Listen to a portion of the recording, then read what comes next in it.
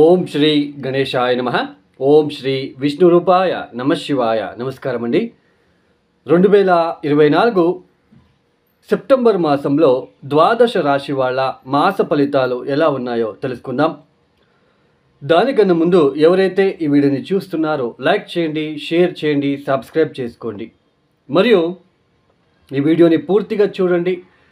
ఇక్కడ చెప్పే పరిహారాలని చేసుకోవడానికి ప్రయత్నం చేయండి. చాలా ఉపయుక్తకరమైన పరిహారాలనే నేను చెప్పబోతున్నాను. వృశ్చిక రాశి. ఈ వృశ్చిక రాశి వాళ్ళకి సెప్టెంబర్ 2024 మాసంలో ఏ గ్రహాలు యోగిస్తున్నారు అని తెలుసుకున్నట్లయితే ఇక్కడ ముఖ్యంగా సప్తమ స్థానంలో ఉంటున్న గురువు, దశమ స్థానంలో ఉంటున్న సూర్య బుధులు, సెప్టెంబర్ 16వ తేదీ తర్వాత మారబోతున్న సూర్యుడు కూడా ఎక్సలెంట్గా యోగిస్తున్నాడు. శుక్రుడు కూడా యోగిస్తున్నాడు, కేతు యోగిస్తున్నారు, శని భగవానుడు కూడా కాస్త యోగ ఫలితాలను ఇస్తున్నారు. ఈ వృశ్చిక రాశి వాళ్ళకి ఈ ఒక మాసంలో కాస్త కుజుడు బలహీనపడ్డాడు, అష్టమానికి వెళ్ళి సంచారం చేస్తున్నారు. అష్టమ కుజగ్రహ దోషం ఏర్పడుతూ ఉంటుంది. పైగా పంచమ స్థానంలోనే రాహు ఒక సంచారం కూడా జరుగుతున్నది. పంచమ స్థానంలో రాహు ఉన్నప్పుడు అతి ఆశతో ఏదైనా నష్టాన్ని కొని తెచ్చుకునే అవకాశాలు ఉంటాయి. అయినా గురుబలం ఉంది, ఆ నష్టాన్ని మేనేజ్ చేసుకొని వెళ్ళే సూచనలు కూడా ఉంటాయి. అతి ఆశతో వ్యవహరించి నష్టాన్ని తెచ్చుకోవడము, లేదా సంతానం ద్వారా ఇబ్బందులు, సంతానం విషయంలో అనారోగ్య సమస్యల ద్వారా ఖర్చులు పెరిగే సూచనలు ఇలాంటివి ఎక్కువగా ఉంటాయి. తర్వాత ముఖ్యంగా దశమ కేంద్రాల్లో సంచారం చేస్తున్న ఈ యొక్క సూర్యుడు వలన ఉద్యోగంలో అభివృద్ధి, ఉద్యోగంలో నేమ్ అండ్ ఫేమ్ రావడానికి అవకాశాలు ఉంటాయి. ఇక్కడ ఇలా ఎన్ని పాజిటివ్ ఉన్నప్పటికీ సప్తమ స్థానంలో గురువు గారు, భార్యాభర్తల మధ్య అన్యోన్యత, సఖ్యత లాంటివి పెరిగే సూచనలు, మంచి మంచి శుభ కార్యక్రమాలకి వెళ్ళే సూచనలు కూడా ఇక్కడ కల్పిస్తూ ఉంటుంది.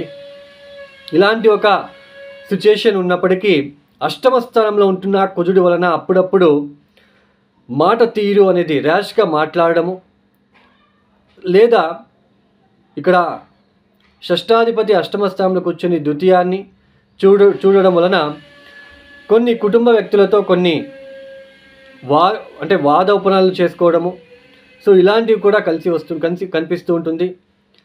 తర్వాత ముఖ్యంగా శరీరంలో ఏదైనా గాయాలు కావచ్చు, నిప్పుతో అంటే అగ్నితో ఏదైనా ఇబ్బందులు వచ్చే సూచనలు కూడా ఉంటాయని ఇక్కడ తెలుసుకోవచ్చు. అష్టమంలో కుజుడు ఉంటున్నాడు కాబట్టి.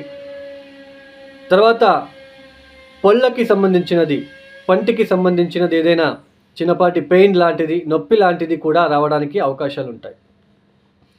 ఇలా కొన్ని నెగిటివ్ ఉంటాయి. తర్వాత పాజిటివ్ కూడా ఎక్కువగా ఉంటుంది. ఉద్యోగంలో అభివృద్ధి, భార్యాభర్తల మధ్య పెద్దగా ఇబ్బందులు రావు. తర్వాత ఆస్తి కొనుగోలు చేయాలనుకున్న వాళ్ళకి కలిసి వస్తుంది ఒక మాసంలో.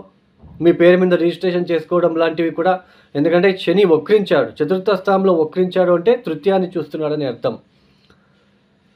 సో ఇలా ఏదైనా మీకు మంచి శుభ ఫలితాలు, ప్రాపర్టీ తీసుకోవడము, ఇంటికి సంబంధించిన విషయంలో అభివృద్ధి, ఇలా అన్నీ కూడా కాస్త సాఫీగా సాగుతూ ఉంటుంది. అయితే కొన్నిసార్లు రుణాలు చేయవలసిన ప్రమేయం కూడా ఏర్పడుతూ ఉంటుంది.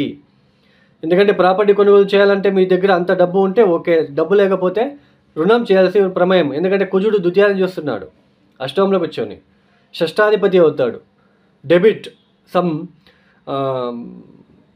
అప్పులు చేసుకోవాల్సిన ప్రమేయం అప్పుడప్పుడు పుడుతూ ఉంటుంది. ఈ సెప్టెంబర్ 16వ తేదీ తర్వాత సూర్యుడు ఎప్పుడైతే లాభస్థానానికి వెళ్ళి రాహు దృష్టిలో పడిపోతాడో కాస్తలో కాస్త హయ్యర్ అఫీషియల్స్తో కూడా కాస్త ఇబ్బంది వచ్చే సూచనలు, అంటే మీ పైన పనిచేసేవాళ్ళు, వాళ్ళతో మీకు ఏదైనా ఇబ్బందులు, స్ట్రక్ అవ్వడము, మనీ స్ట్రక్ అవుతూ ఉంటుంది. కొన్నిసార్లు లోన్స్కి అప్లై చేసినా కూడా అప్పుడప్పుడు అక్కడికక్కడే స్ట్రక్ అవ్వడం లాంటిది, సెప్టెంబర్ 16వ తేదీ తర్వాత డిలే అవ్వడము, ఇలాంటివి ఉంటాయి. సో మొత్తానికి ఈ యొక్క వృశ్చిక రాశి వాళ్ళకి బాగానే కలిసి వచ్చినప్పటికీ కొన్ని ఇబ్బందులు తప్పవు. ఈ వృశ్చిక రాశి వాళ్ళు తప్పనిసరిగా చేసుకోవాల్సిన పరిహారాలు, అష్టమ స్థానంలో ఉంటున్న కుజుడి తాలూకా ప్రతిరోజు సుబ్రహ్మణ్య కరవళమ స్తోత్ర పారాయణము, సుబ్రహ్మణ్య ఆరాధన ఎక్కువ చేయడానికి ప్రయత్నం చేయండి. సుబ్రహ్మణ్య గుడికి కాళ్లకు చెప్పులు లేకుండా నడిచి వెళ్ళడానికి ప్రయత్నం చేసుకోండి. తర్వాత ముఖ్యంగా అమ్మవారికి, కాళికా అమ్మవారికి ఎరుపు రంగుల పూలని సమర్పించుకోండి. ప్రతిరోజు మానకుండా ఆదిత్యుడి స్తోత్ర పారాయణం, సూర్యుడికి అర్ఘ్యం ఇవ్వడం ద్వారా వచ్చే ఇబ్బందుల నుంచి బయటపడవచ్చు. ఈ ఒక వీడియో మీకు నచ్చితే లైక్ చేయండి, షేర్ చేయండి, సబ్స్క్రైబ్ చేసుకోండి. సర్వే జనో సుఖినో భవంతు. ధన్యవాదములు.